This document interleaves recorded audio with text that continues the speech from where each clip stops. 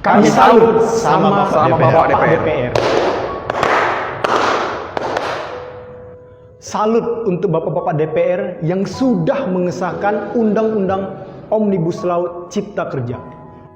Salut untuk Bapak DPR yang berhasil ikut andil untuk menyusahkan kaum buruh. Salut buat Bapak DPR yang rela mati-matian membela kepentingan korporat dan investor asing di bumi pertiwi ini.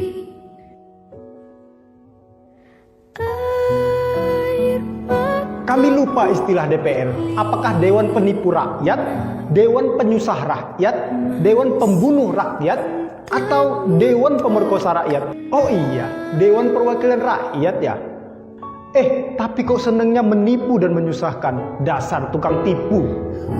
Oh iya, kemarin Bapak yang tertidur ketika rapat paripurna. Nah, sekarang ketika kami tertidur, Bapak yang melek dan memutuskan kebijakan sesuai kepentingan Bapak. Luar biasa. Omnibus Law sudah disahkan. Bapak DPR sudah kenyang belum? Atau masih kurang kucuran dana dari mereka yang punya kepentingan? Kalau kurang, nah Pak, saya tambah. Kaum buruh tidak apa-apa susah. Yang penting Bapak senang, duduk santai dengan beruangan ber-AC, berdebat sengit, entah apa yang didebatkan. Kami pun tidak paham. Buruh menangis, outsourcing seumur hidup. Pesangon tidak ada, UMSK dihapuskan, cuti penuh persyaratan. Kaum perempuan tak boleh hamil dan haid. Bapak tahu apa sih soal buruh? Tanpa undang-undang ini saja, kami sudah susah, ditambah lagi dengan undang-undang ini. Bapak DPR ini sebenarnya pada ngapain sih? Kok kebijakan tidak pernah mewakili rakyat? Kalau tidak berfungsi, bubarin aja Pak, bubarin DPR. Bapak-bapak digaji oleh kami. Uang yang Bapak makan sehari-hari adalah dari kami, rakyat Indonesia. Tolong Pak, sekali saja kami didengar. Bukankah suara kami suara Tuhan? Apakah bapak-bapak ingin melawan Tuhan? Oh iya, bapak-bapak kan tidak takut Tuhan. Bapak tahu Pak, kata Rasul kami, Nabi Muhammad. Nabi kami berdoa, siapa yang mengemban amanah dengan mengutus umat, kemudian ia menyusahkan rakyat, maka Allah menyusahkan dia. Itu kata Rasul kami yang bilang Pak. Tenang aja Pak, tenang. Tunggu jadwal dari Tuhan untuk menyusahkan Bapak, dan Bapak selamat menunggu jadwal dari Tuhan. Oke Pak. Oh iya, apa kabar Bapak Presiden dan menteri-menterinya? Bukankah Bapak Presiden kroni-kroninya juga ngotot untuk mengesahkan undang-undang ini? Kami mau bertanya, di tengah pandemi begini, kenapa buru-buru Pak? Bukankah prioritas kesehatan lebih utama? Oh iya, jangan bilang pemerintah ini gagal dalam mengatasi pandemi. Rakyat sudah menangis saat ini, tak tahu lagi mengadu pada siapa. Mau berdemo pun kami bakalan dianggap tak patuh protokol kesehatan. Kami serba salah Pak. Kami harus bagaimana Pak? Benar, kata Bung Karno. Perjuanganku lebih mudah karena melawan penjajah.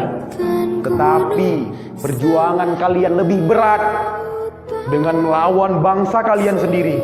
Dan terbukti saat ini kami sedang dijajah dengan bangsa kami sendiri, yaitu oleh DPR, Dewan Pengkhianat Rakyat. DPR harus bertanggung jawab karena keputusannya masyarakat dan para buruh berdemo di tengah pandemi. Pak Polisi, jangan salahkan kami yang ingin mengadukan hak kami, tapi salahkan DPR yang sudah membuat keputusan.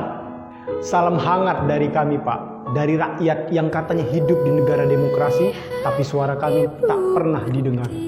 Salam hangat dari kami, rakyat Indonesia yang sudah mulai bosan melihat tingkah Bapak DPR. Salam hangat dari kami, rakyat Indonesia yang selalu kami ditindas, yang selalu tak punya ruang untuk menuntut aspirasi kami. Selamatkan buruh. Tolak Omnibus Law. Selamatkan Indonesia. Bubarkan DPR. Bubarkan DPR. Kepada Tuan dan Puan, para anggota DPR yang terhormat, apa kabar hari ini? Sepertinya tak sebaik biasanya. Sama, di sini pun begitu. Kita semua memang sedang diuji. hidup memang tak selalu baik kan? Seperti kami-kami ini, Tuan dan Puan juga mungkin lebih banyak bekerja di rumah. Kalau lihat siaran sidang atau rapat terbuka di gedung DPR sekarang sih kelihatannya banyak kursi yang kosong. Tapi biasanya juga kosong kan ya? Tuan dan Puan anggota DPR yang terhormat. Saya perhatikan parlemen-parlemen negara lain fokus melawan corona. Tapi rasa-rasanya isu-isu yang keluar dari Senayan belakangan kok kebanyakan tidak terkait corona ya? Kami malah membaca DPR bersemangat membahas isu-isu lain. Contohnya, rancangan Undang-Undang Cipta Kerja yang banyak ditolak karena dinilai mementingkan kepentingan investor di atas kebutuhan pekerja. Presiden Jokowi pekan lalu sempat menyatakan pemerintah dan DPR menunda pembahasan salah satu klaster di rancangan undang-undang itu, klaster ketenagakerjaan. Ini untuk memberi kesempatan mendalami substansi dan mendapat masukan dari banyak pihak. Berpegang pada alasan itu, maka sudah seharusnya klaster lain dalam RUU Cipta Kerja pun perlu ditinjau ulang. Karena yang lain juga bukan tanpa masalah, terutama dari perspektif lingkungan dan keadilan gender. Tidak cukup hanya menunda pembahasan satu klaster saja. Ada juga RUU lain yang masih nekat mau dibahas. Ada RUU KUHP yang tahun lalu diserbu unjuk rasa. Lalu RUU pemasyarakatan. Ada koruptor yang sudah ngebet pengen bebas kah? Apa kabar Pak Yasona? Terus terang saja, membahas undang-undang yang menyangkut hajat hidup orang banyak di masa seperti sekarang ini terlalu mengundang curiga. Gara-gara pandemi yang pada jatuh cinta saja berani menunda nikah loh. Ini kok DPR buru-buru banget kayak lagi kejar setoran? Tidak ada undang-undang yang tidak penting, semua penting. Justru karena undang-undang itu penting, aneh jika pembahasannya diseriusi di waktu seperti sekarang, saat di mana perhatian dan konsentrasi kita sedang terkuras bertahan hidup di tengah wabah. Produk hukumnya pun berpotensi cacat bila tidak memenuhi ketentuan, dan rasanya belum ada aturan pembahasan RUU secara virtual. Jika ngotot menuntaskan Omnibus Law atau RUU KUHP atau RUU pemasyarakatan, jangan salahkan jika ada yang menilai DPR tidak menjadikan perang melawan corona sebagai prioritas. Saya percaya setiap tindakan dan keputusan di masa krisis mencerminkan skala prioritas. Atau memang inikah prioritas wakil-wakil rakyat kami saat ini? Bikin ribut juga jelas tak seharusnya jadi prioritas. Satgas COVID-19 DPR kemarin dikabarkan mengimpor jamu ilegal dari Tiongkok secara besar-besaran untuk pasien positif virus corona. Satgas kemudian membantah itu, katanya ini diproduksi di Jakarta dan merupakan sumbangan Wakil Ketua DPR RI Sufmi Dasko yang akan dibagikan gratis ke berbagai rumah sakit. Kemudian dikabarkan juga jamunya mengandung bahan berbahaya dan belum terbukti klinis.